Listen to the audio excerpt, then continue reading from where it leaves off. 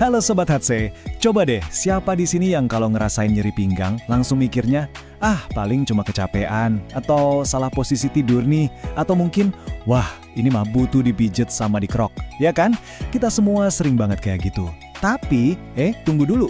Gimana kalau di balik pegal yang kita anggap sepele itu, sebenarnya ada sinyal bahaya, sinyal tersembunyi dari organ tubuh kita yang super penting. Nah, ini dia pertanyaan utamanya. Sakit pinggang yang lagi kamu rasain itu cuma pegel-pegel biasa? Atau jangan-jangan itu alarm bahaya dari ginjal? Nah, dalam pembahasan kita kali ini, kita bakal kupas tuntas sampai ke akar-akarnya gimana cara membedakan keduanya biar kita nggak salah langkah lagi. Oke, ini dia peta perjalanan kita. Kita akan mulai dari ngomongin sinyal tersembunyi di punggung, terus kita cari tahu siapa biang keladi yang nggak terduga. Lalu kita belajar cara membedakan jenis nyerinya, membahas kesalahan-kesalahan fatal yang sering terjadi, dan pastinya kita tutup dengan langkah cerdas dan pencegahan. Siap? Yuk kita mulai. Oke, kita masuk ke bagian pertama, si biang keladi tak terduga. Banyak banget yang kaget loh, pas tahu kalau ginjal itu bisa jadi sumber utama nyeri pinggang. Kok bisa ya? Apa hubungannya? Jawabannya ada di lokasi. Coba deh bayangin, ginjal kita itu letaknya nggak di depan, tapi persis di belakang badan kita. Tepatnya di kanan dan kiri tulang belakang, di bawah tulang rusuk paling bawah. Jadi karena posisinya yang ngumpet di belakang inilah, jadi masuk akal banget kalau ginjal kita lagi ada masalah, yang kerasa sakitnya justru di area pinggang. Jadi, apa aja sih yang bisa bikin ginjal kita sampai teriak kesakitan? Macam-macam sebenarnya. Bisa karena ada sumbatan, peradangan, atau infeksi. Tapi, ada dua biang keladi yang paling sering jadi tersangka utama, dan ini yang bakal kita dalami bareng-bareng, yaitu batu ginjal dan infeksi ginjal. Oke, kita bahas tersangka pertama, batu ginjal. Coba deh bayangin sejenak, ada benda keras, kecil, dan tajam kayak kerikil yang jalan-jalan dan nyangkut di saluran kemih kamu. Aduh, kebayangkan sakitnya kayak apa? Itu luar biasa sakit loh. Nah, ciri khas nyeri karena batu ginjal ini unik banget. Rasa sakitnya itu bisa hebat luar biasa, tajam gitu, terus tiba-tiba hilang. Nanti datang lagi. Pola hilang timbul kayak gini nih yang sering banget ngecoh. Orang jadi mikir, udah sembuh, padahal masalah seriusnya masih ada di dalam ginjal. Sekarang kita kenalan sama tersangka kedua yang gak kalah seringnya, yaitu infeksi ginjal.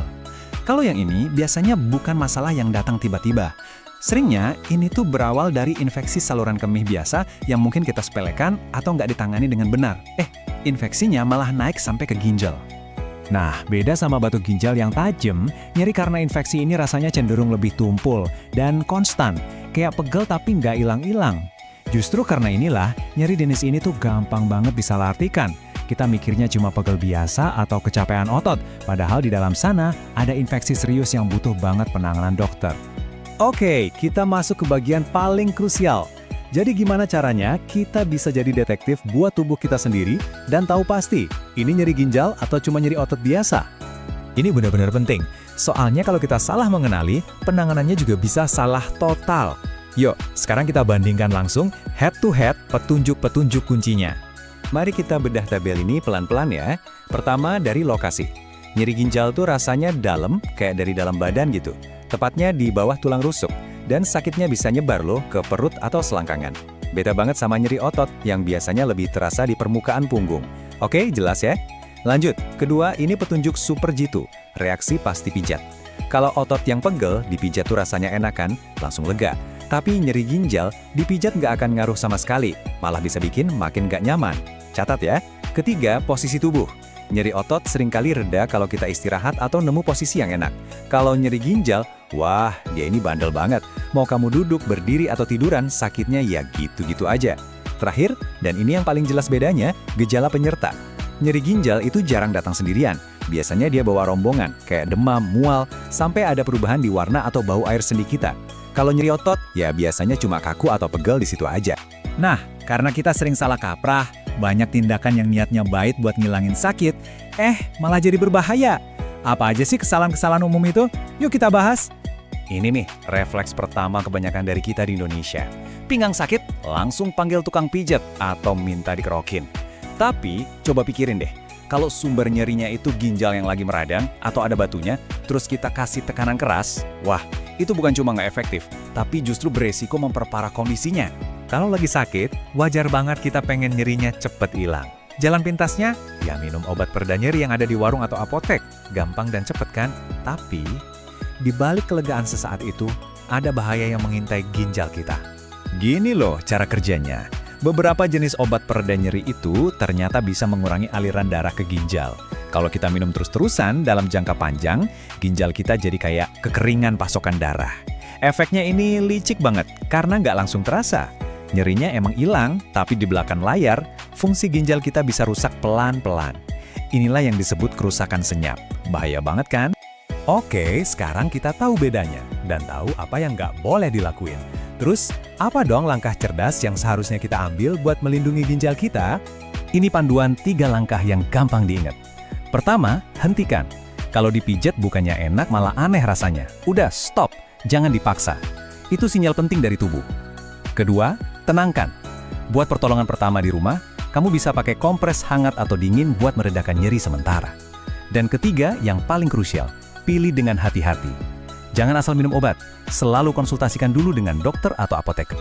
Lalu, kapan kita harus berhenti jadi dokter buat diri sendiri dan segera cari bantuan profesional? Ini dia lampu merahnya. Kalau nyeri nggak membaik dalam beberapa hari, atau sakitnya hebat banget dan menjalar, apalagi kalau kamu demam, mual, atau muntah, atau lihat ada yang aneh sama air seni, atau nyerinya datang lagi dan lagi, jangan tunda-tunda lagi. Ini waktunya ke dokter. Sobat Headsec, dari semua yang kita bahas, poin terpentingnya sebenarnya ini.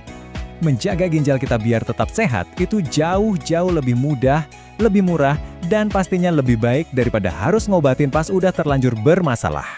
Dan cara menjaganya itu ternyata nggak ribet kok. Cuma butuh kebiasaan sehari-hari yang sederhana, tapi dampaknya besar banget. Minum air yang cukup, jangan suka nahan kencing, kurangi makanan yang asin-asin, batasi protein hewani yang berlebihan, dan jaga kebersihan. Simpel kan? Tapi ini bisa melindungi aset paling berharga dalam tubuh kita. Jadi, kesimpulannya sederhana banget. Dengarkan sinyal dari tubuhmu. Nyeri pinggang yang kamu rasain itu bisa jadi lebih dari sekedar pegal biasa. Pijat dan kerokan emang enak buat otot yang lelah. Tapi itu bukan jawaban buat ginjal yang lagi minta tolong. Mulai sekarang, yuk jadi lebih waspada. Kenali perbedaannya, hindari kesalahan-kesalahan umum tadi, dan jangan pernah ragu buat cari bantuan medis. Ingat Sobat HHC, ginjal yang sehat itu investasi tak ternilai buat masa depan kita semua. Lebih baik waspada sekarang daripada menyesal di kemudian hari. Semoga penjelasan ini bermanfaat ya. Sampai jumpa di video selanjutnya. Dukung channel HHC ID dengan like, komen, dan subscribe channel ini.